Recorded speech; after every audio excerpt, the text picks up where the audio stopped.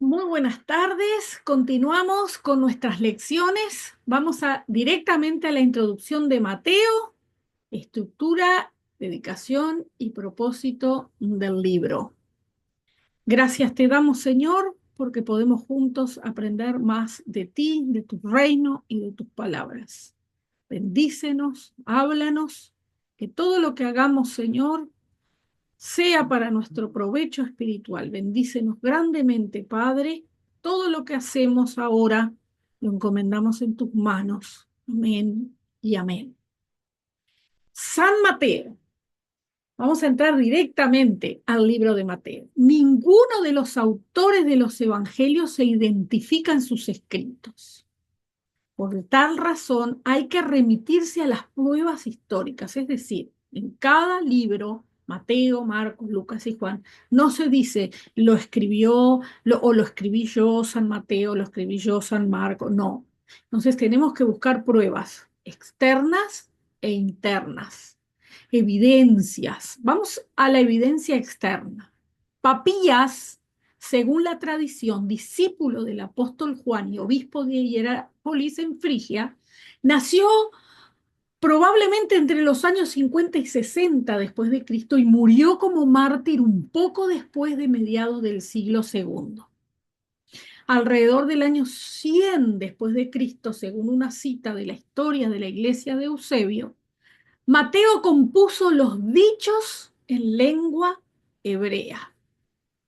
Hacia el final del primer siglo, también Irineo, otro escritor del primer siglo, declaró: Mateo también redactó un evangelio entre los hebreos, en su propia lengua, pero la época en que Pedro y Pablo estaban echando el fundamento de la iglesia en Roma. Las copias más antiguas que se tienen están escritas en griego helenístico y no tienen indicios de ser una traducción. Es decir, pareciera que fueran los originales, pero son copias, no parecen una traducción, por lo que cabe la posibilidad que el autor fuera bilingüe, como todos los judíos de la época, y bien pudo escribir en ambos idiomas el mismo evangelio, es decir, lo escribió en hebreo y también lo escribió en griego. Puede ser probable.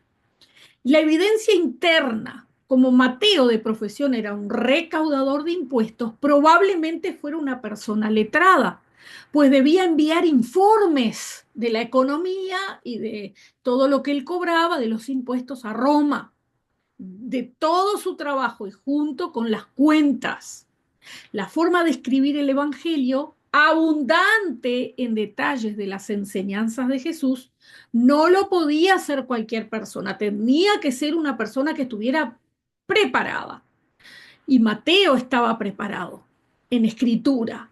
Su vocabulario es bastante rico. Por ejemplo, emplea 115 vocablos que no están en los otros evangelios. Y todos tienen que ver con dinero, oro, plata, deudas, cuentas, cambios de dinero.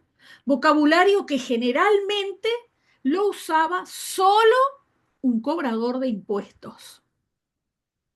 El lugar y la fecha que se escribió Mateo. Casi todos los autores concuerdan con que Mateo escribió entre el 45 y el 55 después de Cristo, antes de la destrucción de Jerusalén, que fue en el año 70 después de Cristo. ¿Cuál es el propósito y el tema de Mateo? Bueno, Mateo fue escrito para los judíos. Por lo tanto, presenta a Jesús como el rey y para ello hace referencia a muchas citas del Antiguo Testamento. Conecta el Antiguo Testamento y las profecías referentes al Mesías con lo que él está escribiendo y con lo que él vivió con Jesús. Explica cómo Jesús viene del linaje del rey David por su padre terrenal José. Viene de Abraham, el padre de la raza, de donde vendría la simiente prometida. Así es como lo creen los judíos. Todos estos temas eran importantes para los judíos. Mateo hace ver a los judíos que la promesa antigua se hace realidad. Genealógicamente Jesús tenía el derecho a ser rey de Israel. En su genealogía, a partir del rey David, él podría haber sido heredero del trono. En Mateo hay alrededor de 53 citas directas al Antiguo Testamento y 76 alusiones fraseológicas, todas en un sentido literal y sin ninguna alegorización rabínica. Bosquejo básico de Mateo: la presentación de Jesús al rey, las enseñanzas del rey, el poder de Jesús el rey, la oposición al rey Jesús, la preparación de los discípulos por causa del rechazo, la presentación final del rey y su rechazo definitivo, y la gran prueba del derecho del rey Jesús a ser rey.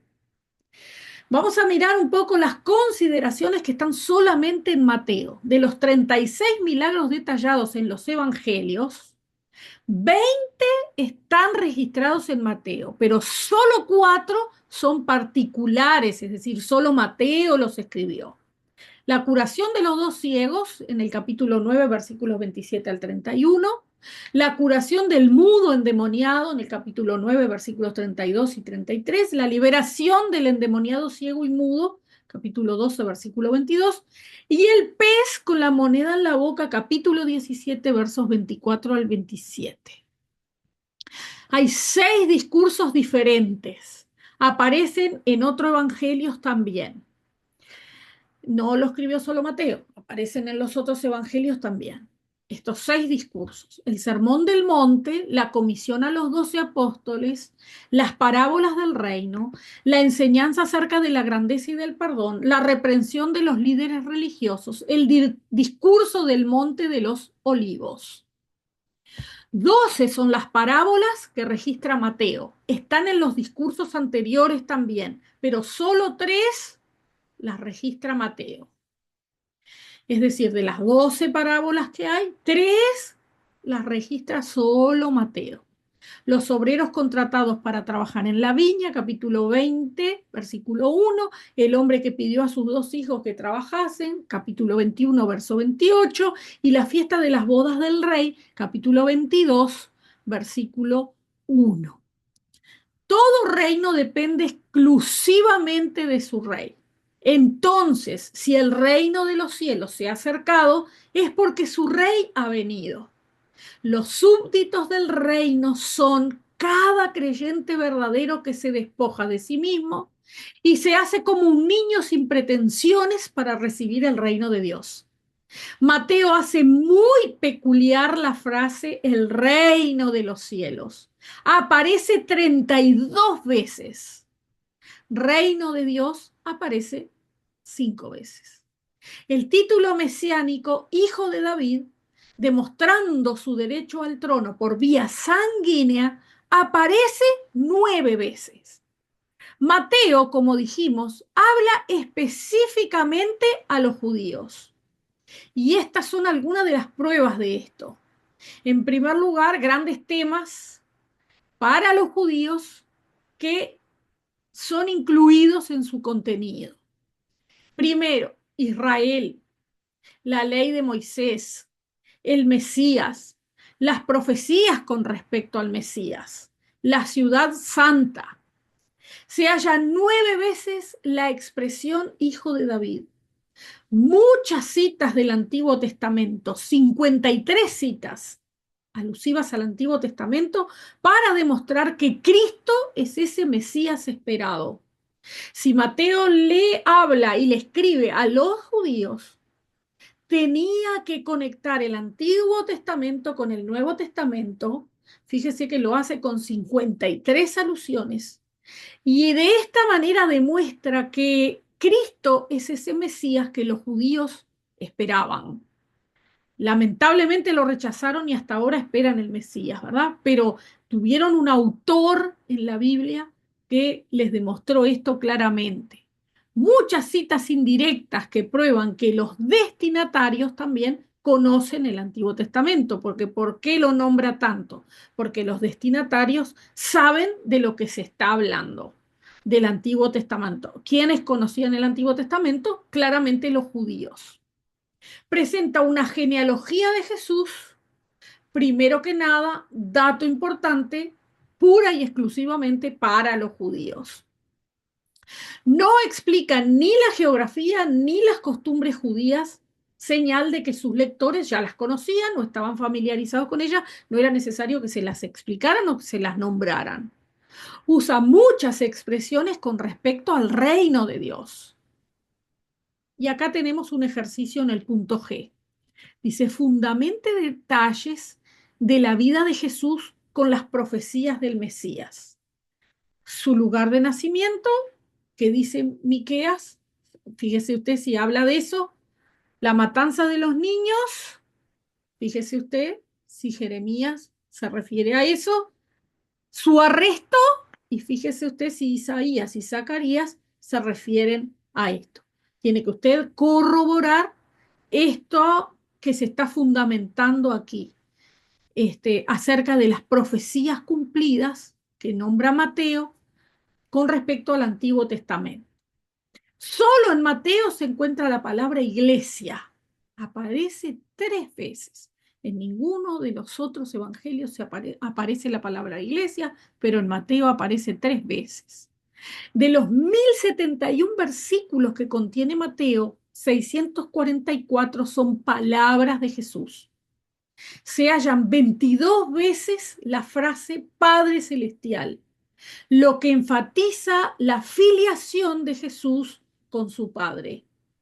Se usan bastantes los términos justicia y justo, 28 veces.